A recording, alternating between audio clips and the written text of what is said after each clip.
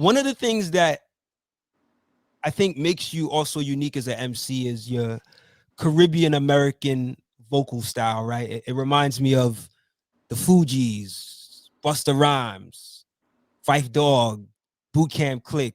You know, it has that reminiscent Caribbean influence in the vocals, even though your style is distinctive in its own right. Right. How do you develop that unique vocal persona? All right, boom. So I gotta give shout outs and enough credit to Bounty Killer, and I gotta give shout out enough credit to my sis Virginia Bonhomme. You feel me? So Jen, she used to basically, all right, she used to record me. You feel me? She used to record me back in the day, and basically like, all right. So I used to think in my head like, all right, boom, I'm being mad productive if I'm writing a rhyme, boom, I record it, like I'm getting shit done. You feel me? So some of my friends used to be like, yo, the writing is fire, but son, you sound like a robot. You feel me? So so I'm like, all right, so maybe you feel me, I shouldn't just write it and then just go spit it. Maybe I should just like sit with it for a little bit. So I used to go record by Jen, and Jen was like, yo, son, like you sounding like it's sounding like you know what I mean? You sounding like, you feel me, you need more flavor with it, you know what I'm saying? So Mm. she used to be like, yo, you fuck with Wyclef? I'm like, yeah, I like Wyclef. So she was like, you see how Wyclef is Haitian and he got that, you know what I'm saying? Like, yo, throw some of that Guyanese in your shit. And that's where it, you feel me? That's where it happened for real. You For real. know, shout out to what's her name again? Jen, Shout Virginia out to Jim. Bonhomme. Shout out to Jim because that's one of the best advice I think an MC can get. And I mean, really, it comes down to just being true to you, right? Facts. But it's so dope when you can get that advice early in the game because it it translates into music successfully, and it's one of the reasons why I feel like your sound sets itself apart from a lot of other MCs out today. You know, Thank uh, you. Word. Thank you. indeed, Word. indeed. And she told me that back in like 2014. Wow, So, word. dope, dope.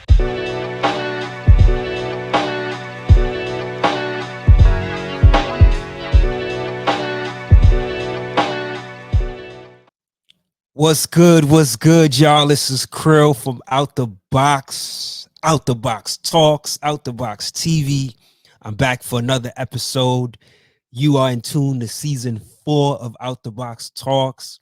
This is episode 103. It is a pleasure once again to be back.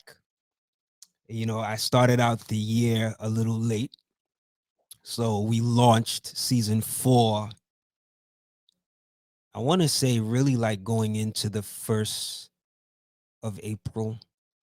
But I think the first episode I put out on the 31st, right, of season 4. So yeah, I'm really excited to be back. And as always, I got a talented guest on the show. But before I introduce my guest, I want to shout out some things happening with Out the Box. As you all that have been following me know, I have the website, which is a blog site, outtheboxmedia.com, where you can find new creative and conscious hip hop as well as some new soul music posted on a daily basis. So if you are someone that's looking for, you know, to be put on what's dope that exists out there in the music world, especially from a thoughtful perspective with hip hop, this is a perfect website to go to on a daily basis to check for new music. Um, Also, I have the Patreon page where you can go to get exclusive interview clips that have not been available to the public. So you have to be a Patreon subscriber to get access to these interview clips. I have about 40 plus exclusive interview clips on the Patreon right now. So let me just throw that up for those. You know, you could go to that website, patreon.com/outtheboxmedia. Also, we have our merch page, outtheboxmedia.bigcartel. So if you want to get merch like the snapback that I'm wearing and the tee that I'm wearing, and also coffee mugs, there's a few cool product items that you can purchase to support and rock to show your connection to Out the Box, you know what I'm saying, and to represent for Out the Box. So that link is also up, and these links will be in the description of the video. If you are catching the episode via YouTube, you know we have the YouTube channel Out the Box TV where you'll see most of the interviews, and then I also have the Out the Box Media channel where I do mostly like music reviews and other cool things about to come on that channel as well.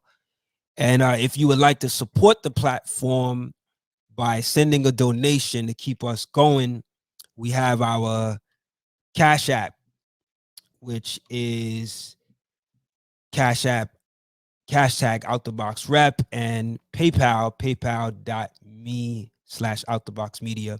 You can send donations there, you know, whatever you can send, right? You know, the littlest amount is appreciative. It helps to keep the platform going. All right. So I just wanted to shout those things out. As I said earlier, if you're catching me on YouTube on Out the Box TV, we do stream the podcast as a high quality audio podcast on platforms like Spotify, Apple, Google Podcasts, and wherever you generally go to listen to audio podcasts, you'll be able to hear the episodes there in high quality form. All right. So, yeah, man, I just wanted to get those things out the way. And I also want to just thank all of the viewers and the listeners that have been rocking with me and continue to support me and this magnificent platform, Out the Box Media. So, like I said, man, I always like to bring you a dope guest on the platform. And one of the things that has excited me about starting season 4 is being able to talk with artists that I haven't gotten the chance to interview yet. As you know, I've interviewed artists a few times. You know, there's, if you look at my podcast last year, there's artists that I've interviewed, you know, as a couple times, right? So it's always good to get fresh talent on the platform. And the brother that I'm about to speak to today is someone that I think is not only unique in his sound, but gifted as a production ear in his in the music that he puts together as well. Even though he's mainly an MC, his new project is so cohesively produced and is so successfully, you know, presented as an album that I just really felt the need to get him on the platform. So I'm grateful that he was able to come on to the show today. So yeah, man, we're gonna talk to him about this new project. Just to give a little history about him musically. Well, he's hailing from Brooklyn, New York, which is the land that I'm a native of as well. And he put out a project entitled Purple Dino Half Price EP in May of 2020. And then right after, also in May of 2020, he put out the Trumpets project. And in 2022, February 1st to be exact, he put out the MOOR Chores album, which is produced by Krista Castro, Hygino, and Jesse Raxon. And that is the album that I first got wind of him on. And from the first listen of the project, I was intrigued. So without further ado, I want to cut to the chase and bring on my brother hailing from Brooklyn, New York, the homie, the MC, the talent himself, Lord Kayso. Welcome, welcome to Out the Box Talks.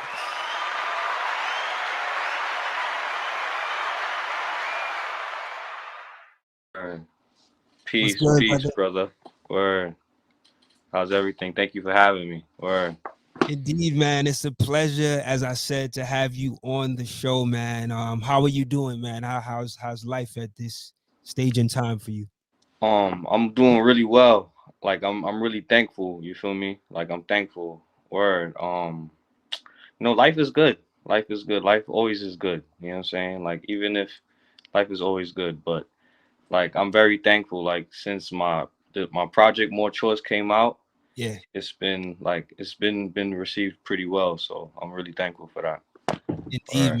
man. And I forgot to mention that it's currently exclusively on Bandcamp, All right. and I see that you've gotten a lot of support for this project. So it's good to see that even after you released those other two projects in 2020, that this one is doing so well. Like, yeah, I almost want to say it's like doing better than the Nah, other it two. definitely is. It Yeah. definitely is. Word, it definitely is. And oh, just a little to clarify, um, I actually put trumpets out first. You feel me? I put trumpets Okay. out in the end of 2019. Okay. I'm glad But you said that. that's it. Only shows the dates that I put it on Bandcamp. That's when I put it on Bandcamp. But I did release Purple Dino EP, Purple Dino Half Price EP in May of 2020. That's a fact. Got it. Got it. I'm Word. glad that you clarified that because I was looking at the release dates on Bandcamp and I was like, really? Like I was puzzled. I was like, really release another project like the same month, same, same time. So that makes a lot of sense now. So Word. you're saying that Trumpets came out first. Facts. Mm, Facts. okay. But I actually made Purple Dino first. You feel me? I made that. I actually made that shit probably like 2014, 2015, Okay. around then, or 2012, like 2013, 2014 ish. Yeah, around then. Oh, But yeah, you know what I mean? Or nah, had to, thanks for that clarification. I no appreciate doubt.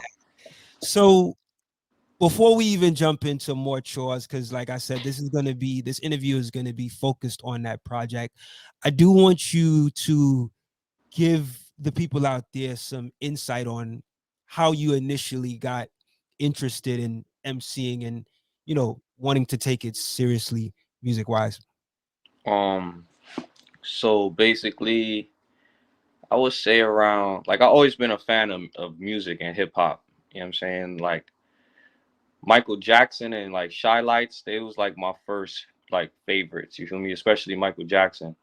And then like I started liking like I got introduced to hip hop when I went by my cousin crib and like they just like put me on a Biggie and Tupac and you feel me shit like that.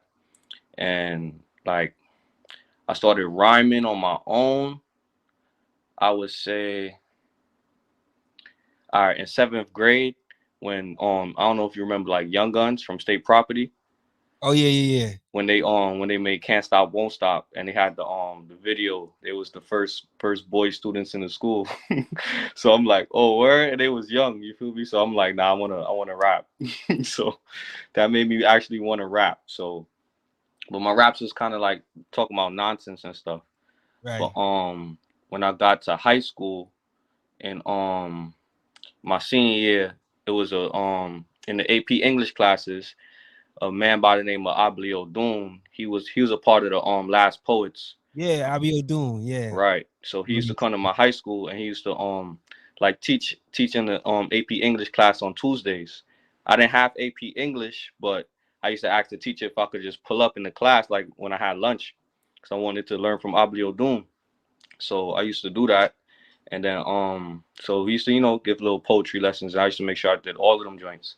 And I wasn't really a good student at the time, so I had to do extra classes to make my credits to graduate. So I had like two English classes, and one English class was like it had like 10th graders and stuff in there, and I'm a senior.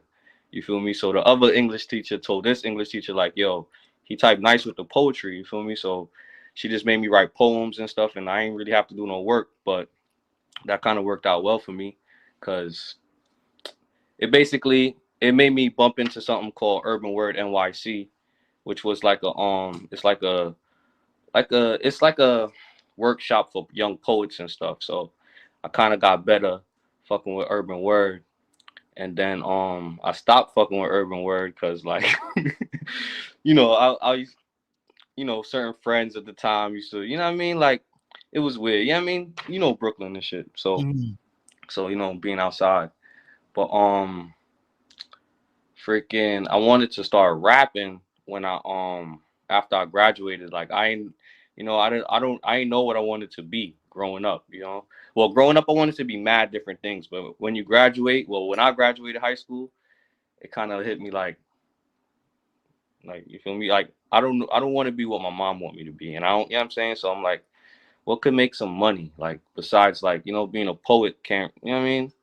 I didn't really see many poets like making money that I thought as a 18-year-old. You know what I'm saying? So I said I wanted to be a rapper, but I never took it seriously until I would say 2013, 2014. I mean, I would always write rhymes and record music, but when my friend Capo died is when I started writing trumpets. You feel me?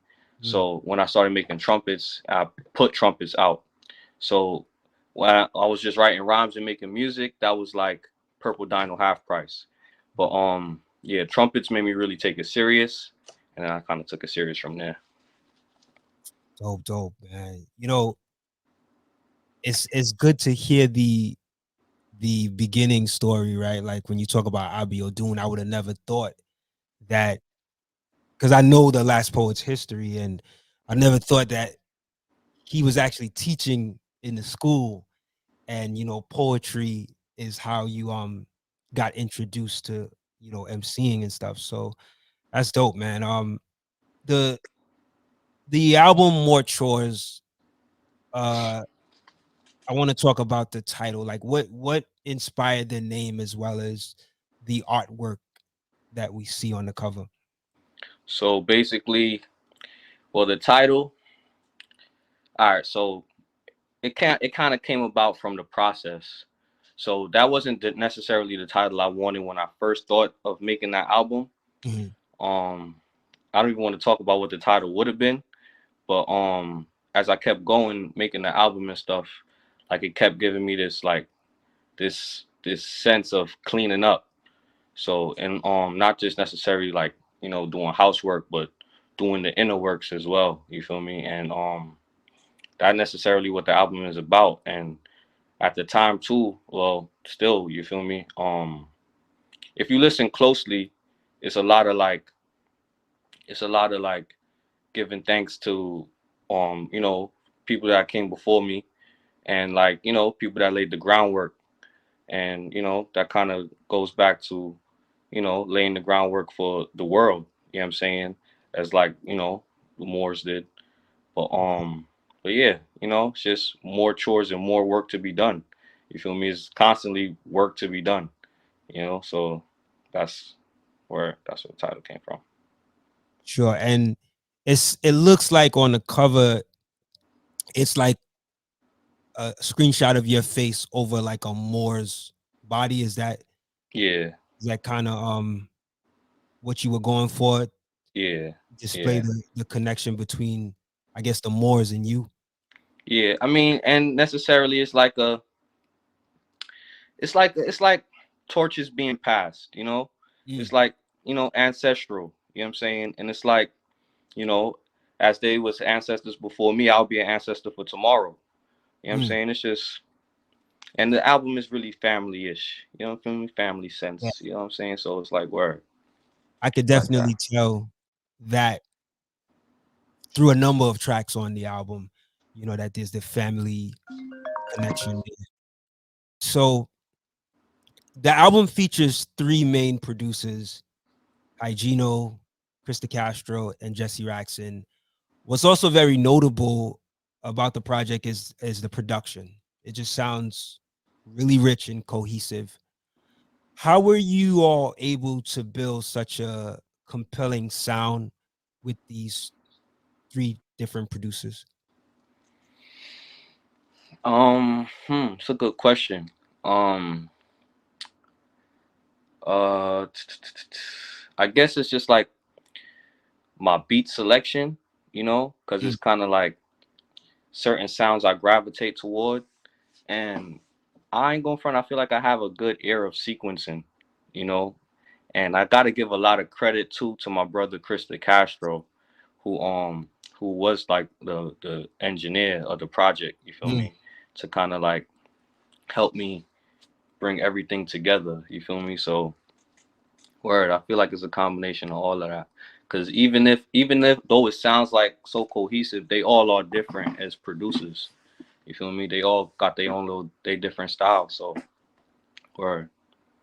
You know what's so interesting is that that was the first thing I thought of when I heard the first three tracks. I was like, wow, the sequencing is awesome on this album. And when I was able to see that it was these three different producers, it made me think like, yo, they could be like a producer collective. You know what I'm saying? You know how you got those like the hit makers, and you got those Right. producer collectives, and so I was Right. like, wow, like it really works. So really dope that you had the sequencing ear. So it was really between you and Chris that came up with the sequencing. I mean, I came up with the sequencing, but Nice. Chris helped me bring it, you feel me, full circle. Like he helped me, like I want to thank my brother Chris too, son, because I want to thank him for his patience and all of that. For even like putting up with me being annoying as hell. You feel Mm, me? But like he definitely helped make every song sound just, even though the story is cohesive and like how I sequence the story to go together, the yeah. sound kind of, you know what I mean, mesh together as well. So Nice, yeah, nice. I'll say it's both of us. Word. So I don't want to get too ahead with this next question, but you said story, right? And I haven't I haven't really in my listening of the album so far, I haven't gotten a story. I've gotten, different subjects throughout the album, but is there a cohesive story that Mm, I mean, I'll let you find it if there is one for you. You feel me? okay, Like so it's subjective. word. It's really subjective. All It's right, really subjective. I could dig it. Cause I could dig to it. me, like I looked at it like, all right, it started off in my bedroom, and then it just goes out from there. You know what I'm Ah, saying? okay. But word, it's subjective though, for sure. Nice, nice. I like that. But that's a good start, right? To let me know where it starts. Even though I Right. get that, but to give that stamp. So okay. So PS4 Box is such a dope opener track. It sets the tone in sort of a cinematic way and transitions to the second track, Glitz, so seamlessly that you don't even realize it's a new track. Like I feel like PS4 Box to Glitz, I can't even tell like when Glitz starts. Like if you're just Mm. listening and you're not following the track list. Um, how'd you guys plan for the sequencing of the first three tracks? All right. So the way I wrote PS4 Box and the way I wrote Glitz, they always went together. Like they Mm, always went together. Always. So those two is like 1A and B instead of like 1 and 2. You feel me? And to me, I always felt like Uncle Mark is a heavy song. Like that song is mad heavy. So when I look at certain classic albums, I look at they number threes. They number threes be heavy. So I'm nice. like, all right, I'm gonna just slide in Uncle Mark right there. Ooh. So word type shit. I like that. I like that. It shows that you're a student of the Definitely. art of the music art. Yeah. So the album also opens up with a vocal of what sounds like it's your mom telling you to clean your room. It's In her definitely my mom. Caribbean, right, in her Caribbean Guyanese accent. Tell me why you feel it was important to have that motherly display of voice present on the album. I don't know. Like I just felt like I had to. Like I had to. Like I had to. Like I ain't know how I wanted my mom on there, but I had to get my, you know what I mean? I just had to have my mom on there. So it was different ways that I had her voice. You feel me? I had her vocals mad different ways. You know what I mean? Like she was telling a story of of my birth to one of my neighbors, and I recorded it. Boom. You feel me? Like she was telling another story to one of my friends. You feel me? And I would try to record that too, but I'm like, nah, this is a little too much. So I'm like, you feel me? I just kept it a little minimal, and I felt like just that was good enough. So let me ask you, how, like, was this wasn't a rehearsed recording of her? You just kind of caught her? Nah, that was a rehearsed recording, Okay, but that the was others rehearsed. wasn't. The others wasn't. Oh, But nice. that Okay. one was definitely, yeah. Word. Wow. I have to say, even though it was rehearsed, it doesn't sound rehearsed. So, if you were going for that real feel, you achieved that. You know what I'm Thank saying? you. Thank you. Yeah. Word. Oh, Thank you. she achieved that. Word.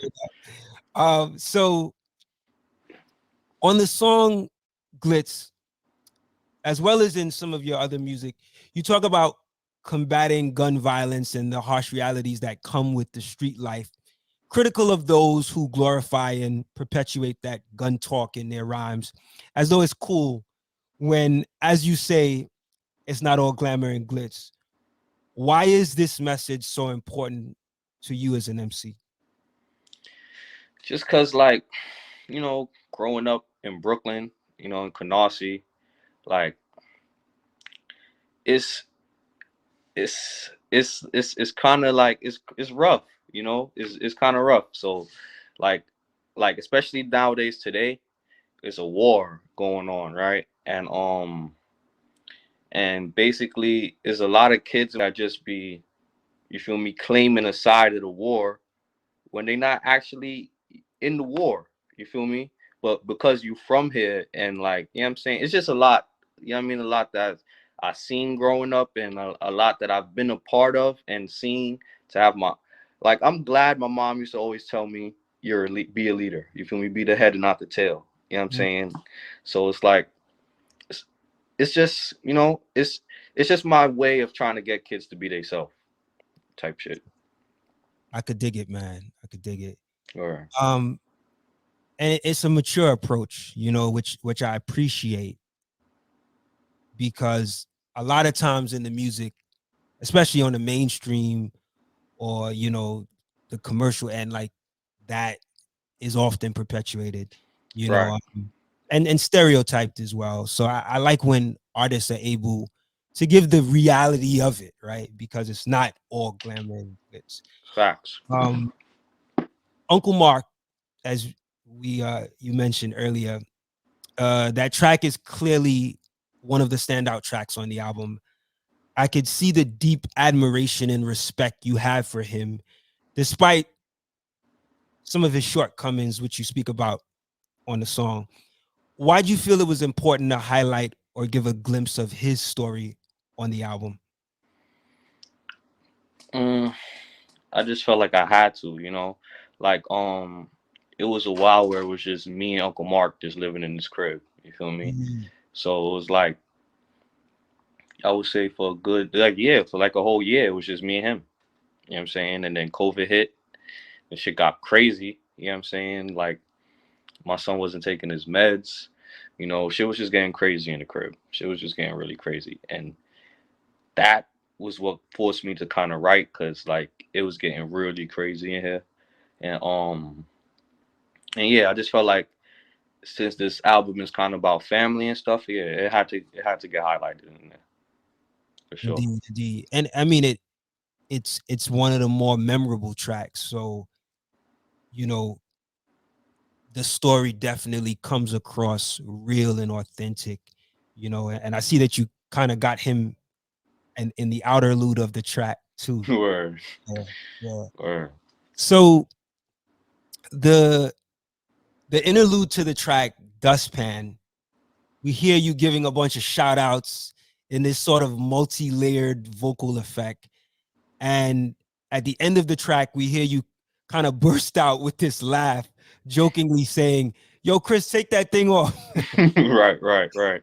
What was it that made that moment so funny when you were recording that track? Nah, cause I just kept shouting out. You feel me? I just kept saying shit, and then like the shit was on a loop. You feel me? So I'm like, yo, like I want to stop. You feel me? So, word. I was Was it like was it saying, you yo, take it hearing off. all of the layered vocals as well too?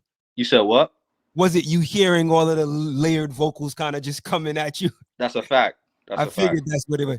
But Word. it was funny, like, and that's the other thing about your music. Like, you have this it's this light fun approach in terms of the delivery, even though it's meaningful. Um, One of the things that I think makes you also unique as an MC is your Caribbean American vocal style, right? It reminds me of the Fugees, Busta Rhymes, Fife Dog, Boot Camp Click. You know, it has that reminiscent Caribbean influence in the vocals. Even though your style is distinctive in its own right, Right. how do you develop that unique vocal persona?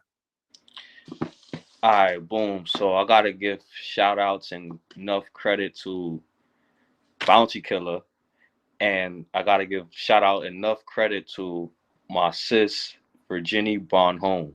You feel me? So Jen, she used to basically, all right, she used to record me. You feel me? She used to record me back in the day, and basically like, all right. So I used to think in my head like, all right, boom, I'm being mad productive if I'm writing a rhyme, boom, I record it, like I'm getting shit done. You feel me? So some of my friends used to be like, yo, the writing is fire, but son, you sound like a robot. You feel me? So so I'm like, all right, so maybe you feel me, I shouldn't just write it and then just go spit it. Maybe I should just like sit with it for a little bit. So I used to go record by Jen, and Jen was like, yo, son, like you sounding like it's sounding like you know what I mean? You sounding like you feel me, you need more flavor with it, you know what I'm saying? So Mm. she used to be like, yo, you fuck with Wyclef? I'm like, yeah, I like Wyclef. So she was like, you see how Wyclef is Haitian and he got that, you know what I'm saying? Like, yo, throw some of that Guyanese in your shit. And that's where it, you feel me? That's where it happened for real. You For real. know, shout out to what's her name again? Jen, Shout Virginie out to Jim. Bonhomme. Shout out to Jim because that's one of the best advice I think an MC can get. And I mean, really, it comes down to just being true to you, right? Facts. But it's so dope when you can get that advice early in the game because it it translates into music successfully, and it's one of the reasons why I feel like your sound sets itself apart from a lot of other MCs out today. You know, Thank uh, you. Word. Thank you. indeed, Word. indeed. And she told me that back in like 2014. Wow, So, word. dope, dope.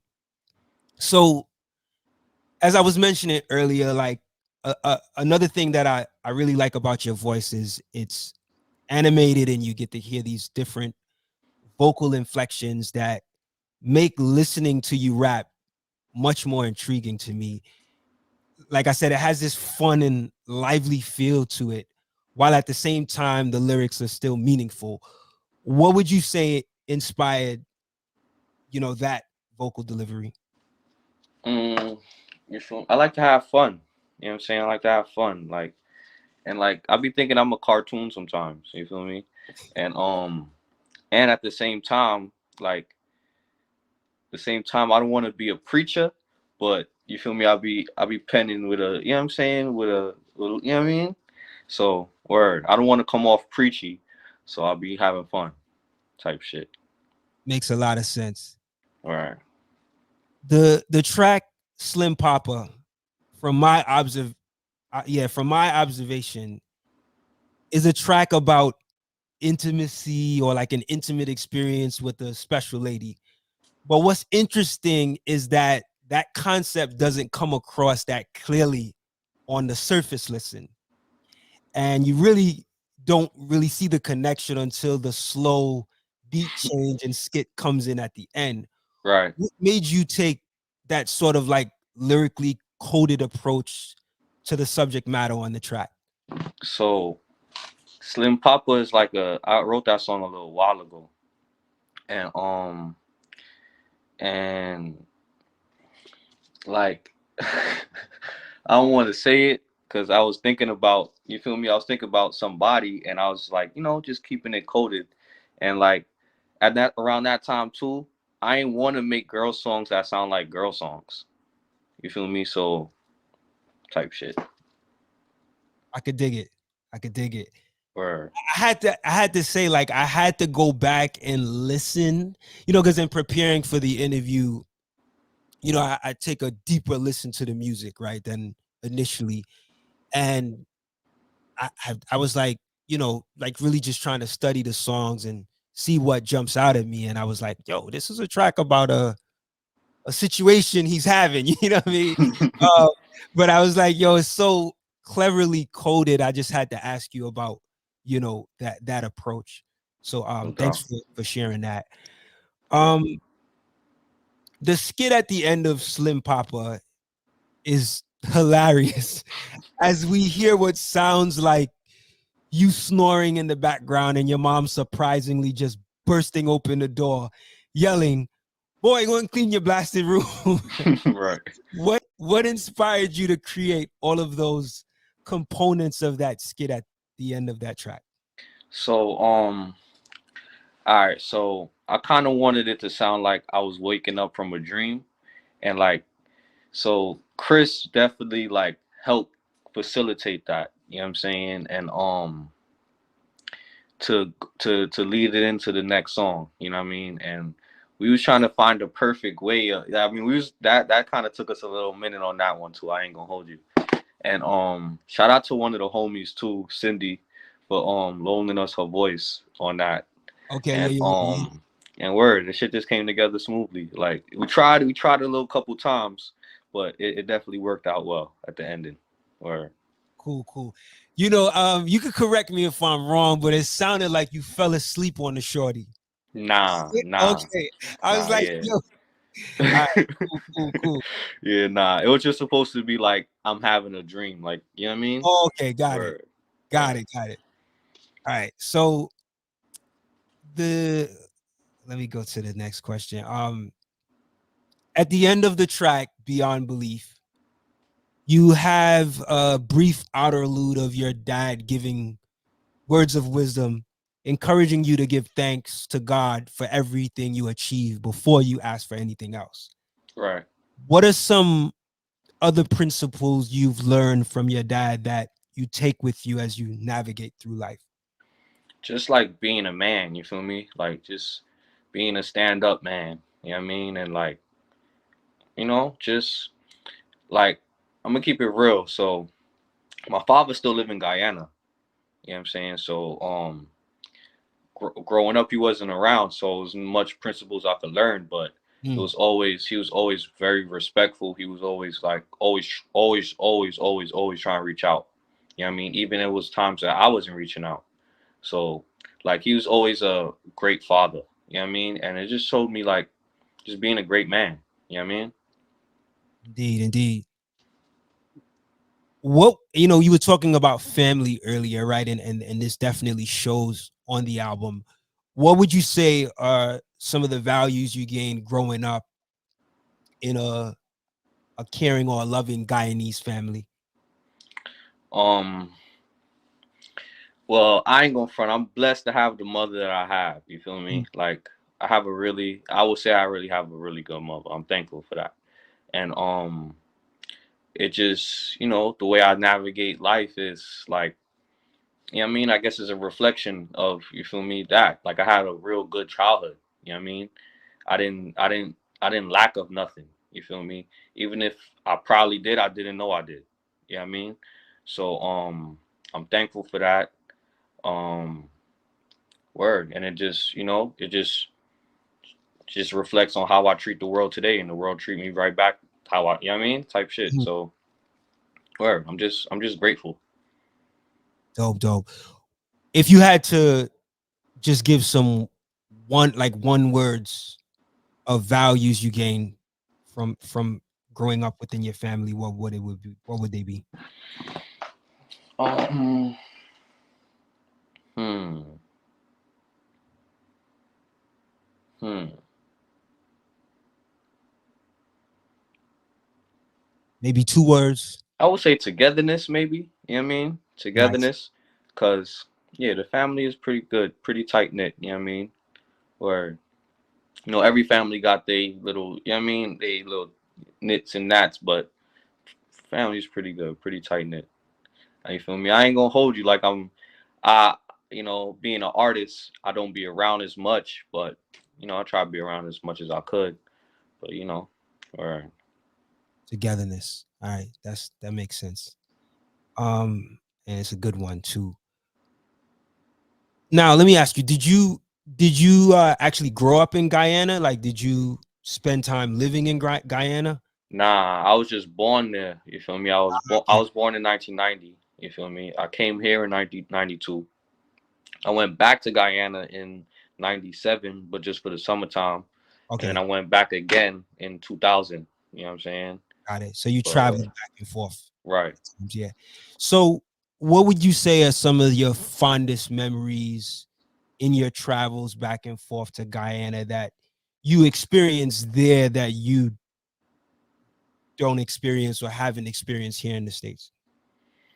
It was some mystical shit. I'll tell you that. Word. Word. I'll tell you that. Like dreams. Dreams is crazy. Um um the just nature, period. You know what I'm saying? Nature. Um uh the smell, you feel me? The quality of life and the quality of the land and air and everything, you know. It's a different type of living, you feel me? Especially because I'm from the country side of Guyana too, like Berbice. So it's like it's dope. I like it. I like it. It's definitely different. It shows you. It gives me humility too. You know, like or it's cool. Nice, nice. The Or track Baba Roots is an example of hip hop, of a hip hop reggae track done really well, in my opinion. Whose idea was it for you to rap over this dance hall type of beat? well, basically, Hajino sent me the beat. And I'm like, yeah, I need that. You feel me? And I think he played it for me, and I'm like, yeah, yeah, I need that.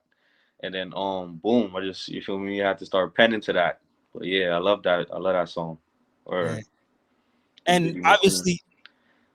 obviously the beat sounds different from most of the beats on the album, but yet you were still able to sequence it in a way that it still worked with everything else.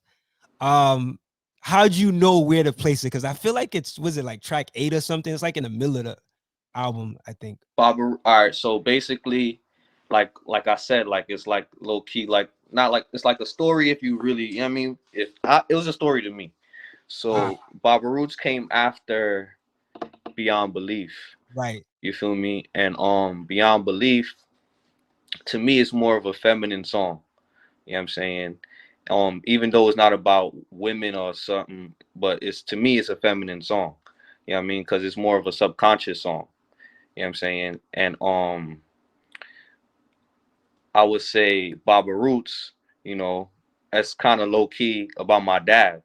You know what I mean? And if you peep in the beginning of Beyond Belief, I had my mom, yeah, shouting, and then I had my dad at the ending. You feel me? And then brought in Baba Roots type shit. And you feel me, Nice. Baba, like Papa, you feel me, and it's like Obviously, my roots from my dad, that DNA. I like that. You have a line on the track Opulence where you say, I could write a movie if I could write a rhyme. Not everybody has that mentality to be able to envision their bigger potential. How'd you get to the mindset of learning to dream big? Um, I don't know. I don't know. I guess I feel like I low key always had it, but I always have to remind myself. Hmm. You know, um, yeah. I feel like yeah, like always have to remind myself because like as a kid, I used to write little storybooks. You feel me? Like I used to watch Pokemon heavy. I still like Pokemon. You know what I mean? But I used to see how like the story is going. Like why it had to go like this? Why my son Ash couldn't wake up on time to get a Pokemon that he wanted? Like why he had to get stuck with Pikachu? You feel me? So I used to like take computer paper, fold it in half. You feel me? And write the shit how I wanted it to go. You feel me? I used to put myself in the shit, you know what I'm saying? And my friends from school and whatever, but like, I guess, shit change and evolve into different types of art forms and shit. Like I used to make freaking like I ain't have much toys growing up, so like I used to take my mom foil paper and make like putties for my Power Rangers to fight. You know what I'm Mm. saying? Out of the foil. So like I always knew with my hands like I could make great things. You know what I'm saying? So like if I could write a little rhyme, what is it not to write a movie? You feel me? What is it not to, you know what I'm saying? Like, you feel me? You feel me? Or Definitely. You know, you said that you would have to remind yourself, you know, at times to dream big. Like, what were those instances like? Like what got you to the place where you were able to succeed at reminding yourself? you know, you have like going through tribulations in life, Mhm. like going through certain, I don't even want to call this tribulations because it's like, it's lessons, you know Mm. what I'm saying? And going through certain moments in life where it's kind of like lows to get back to the heights, you know what I'm saying? Like, you kind of gotta, you know, pick yourself up and tell yourself, like, I remember a time I had you know, a group of people I used to be around and stuff, you know what I'm saying? And my style was always my style. You feel me? And I believe Dave East had came out as a rapper. You feel me? And niggas was bumping Dave East heavy. You feel me? And niggas was like, "Yo, you might have to switch your shit up, son, cause this shit right here is fire, son. Like your shit. You feel me? What if your shit flop? You feel me? And I ain't gonna front. Shit kind of discouraged me for a little bit, but like, you know, you gotta remind yourself. You know what I'm saying? And you know, type shit. But Move like, forward on the goal. Yeah. you know what I mean? So word. Dope, dope. So what does opulence look like for you in 2022, you know, even at this stage in the pandemic? How, how's your viewpoint on opulence? Opulence is opulence to me is luxury. You feel me? Is it's riches, you know what I mean? But it's not just, it doesn't have to just be physical, you know what I mean? It could be a mindset, you know what I mean? It could be a state of mind. So, you know, like if you aspire at something, then you know, you pull that shit towards you, Mm. you know, but it's just a state of being to me, you know what I mean? Because you could be a bum or you could be opulence type shit. That makes a lot of sense. The song,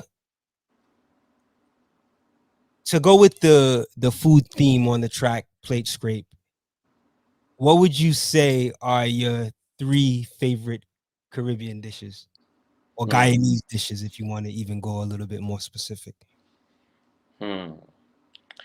Um, I like pumpkin and roti. You feel Nice. me? I like. Hmm. So we got this like it's like a poor people meal, but I love the shit. It's called shine rice. You feel me? It's like rice with like coconut milk and like peppers and spices and stuff like that. So I like shine rice with some like saltfish cakes. Um and I like the classic um rice with some spinach and some dal. Word. The classic, yeah, the classic coolie meal. The dal with the spinach and the rice, and I need my dal in a cup. Word. Where does the food track, right, which is obviously Plate Scrape, where does it come in as part of the story on the album? That track is really just a food for thought track. You know what I mean? I like it. Right. It's really a food for thought track. It's not really necessarily about food, period. You know what I mean? Or I could tell because even when you listen to the track, you're using these food analogies, but you're talking about other stuff too. So yeah, I right. can tell that. Yeah. I just had to ask you about No food. And no doubt, it's no so doubt. present, like even with the pumpkin lentil soup that you know that you talk about. It's like you could tell there's a lot of culture too. Like on the album, like you hear the the the Guyanese culture, but you also hear like the food, which is a big part of culture. You know what I Right. mean? So Right. yeah. Um, the beat change that goes from the last two tracks, Plate Scrape to Elephants, is so dope. What's also amazing is that each track is produced by a different producer. I think it's like, was it like, I think it's like Krista Castro and who's it? Kajino and Kajino. Jesse Raxon. Jesse Raxon, I'm sorry. Mm-hmm. It's those two. Yeah, so it's produced by a different producer, but they sound like they're part of the same track. How were you able to make the sequencing work so well with those two closing tracks? I don't want to give away too much secrets, but but like it's an heir and then it's a genius brother. It's it's geniuses. You feel me? It's just a room of geniuses, and we work together very well. You know what I'm saying? Type shit. Like with placement and techniques, we could get shit done. Type shit. Or Hey man, it's working. thank And you. it's delivering. So, I mean, hey man, I just have to ask these questions, brother. No doubt, no doubt. Or The last track, Elephants, is one of the dopest tracks on the album. And there's a lot of dope tracks. thank you. Tell me why you chose to name that song, by that name. And also like what was like the underlying meaning you were going for with it being the closing track. All right, so to me that song kind of like that song got a lot of little hidden joints in it. You feel me? Firstly, why it's called Elephants is like, all right, that's the song where I'm reflecting on me listening more and talking less. You know what I'm saying? Me, going through my journey and finding like, all right, nigga, you don't know everything. You feel me? You need to like just chill, you feel me? And even like, how elephants got big ass ears and like little ass mouth under the trunk. You feel me? And I put it last because it kind of like tells, it's kind of like the whole, it's like a summary of like the whole thing to me. You know what I mean? And I wrote it too thinking about the movie Tenet. You know what I'm saying? And Tenet, I don't know if you've seen it, but it's like a kind of a movie on like time travel. And that shit was really dope. I fuck with that movie heavy. And yeah, like, type, I just kind of try to tie everything all together. But yeah, like Yeah. yeah. Yeah, man. Definitely a really powerful closing track. The other thing too about that last track is that it meshes with the first track very seamlessly, right? It doesn't even feel like the album is over when you get to Elephants. Because it goes from Elephants, right? So it doesn't feel like the album is over. It feels like PS4 Box is just a continuation of Elephants. Mm, Yeah, it sounds like mm. the Hold on. album. Give me 1 second, bro. Give me 1 second. Yeah, no problem. Hmm.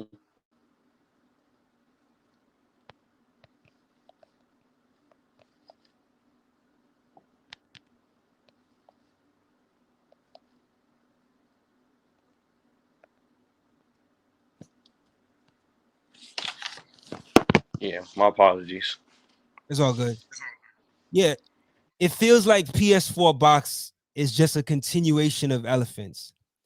How do you all plan for the outro and intro to segue so well in coming full circle? We didn't. We didn't. Word, we didn't. Wow. But even though you didn't plan for it, like what would you say is the sauce that made it work out like that? Um, like from you just telling me this is news to me right now. You feel Mm, me? Like I didn't know that. You feel me? From the playback coming around, like from the ending of Elephants to the beginning of PS4 Box sounds. You feel me? I never listened to it like that yet. yeah. You feel me? I always cut it off after it's finished type shit. So like And I'm gonna be clear, word. like I haven't listened to it like that specifically as well, but the beat sounds so like cohesive that when Elephants cuts off, I could just feel it picking back up easily. Mm. And I was So just curious to know if that was something you guys planned, but like you said, it's by happenstance. not at all. Yeah, Word. yeah. It just has that effect on me. You know, I don't know if That's it'll be the fire. same way for everyone else, but I get That's that. fire. Like, you know, yeah. That's So, fire. nah, it's yeah, I can definitely see that. So first of all, brother, I want to thank you for the time that you have given here to talk about this album. I know I had a lot of questions about the project, but I'd be remiss if I didn't ask you about like what's next for you and how do you see the promotion of this project rolling out, like, you know, as the year continues to unfold. I still have a ton of things for this project that I have to give to the world. You feel me? I don't want to say too much on what those things are, but they are some more you know, physical things and visual things. And you know, I got new music coming and you know, new projects on the works as well. And there's been a ton of things opening up. So like it's a bunch of like a bunch of new a breath of fresh air things coming. So Nice. this is pretty yeah, just be on the lookout. Nice. Uh, So is it safe to say we'll get another EP or album from you before the year is out? Another what? EP or album or project from you before the year is out? I don't know. Maybe. Possibly. Could Sure, sure. possibly happen. And Word. I don't want to make no promises, but that's possible. right, and even if you don't put it out, I think this project has the weight to carry you for at least another 2 years. You know what I mean?